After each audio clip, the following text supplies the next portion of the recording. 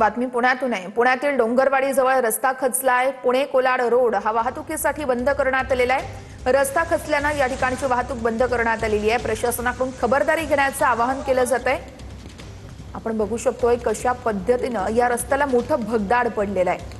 पुण्यातील डोंगरवाडी जवळचा हा संपूर्ण रस्ता आहे। काल रात्रीची साधारणतः ही दृश्य दिसतायत आणि भलं मोठं भगदाड या रस्त्याला पडल्याने या संपूर्ण रस्त्यावरची वाहतूक आहे ती बंद करण्यात आलेली आहे। पुढील सूचनेपर्यंत ही वाहतूक बंद करण्यात आल्याचं सांगितलं जातंय। डोंगरवाडी जवळचा हा रस्ता आणि हा संपूर्ण रस्ता पावसाच्या पाण्यामुळे खचल्याचाही अंदाज वर्तवला जातोय।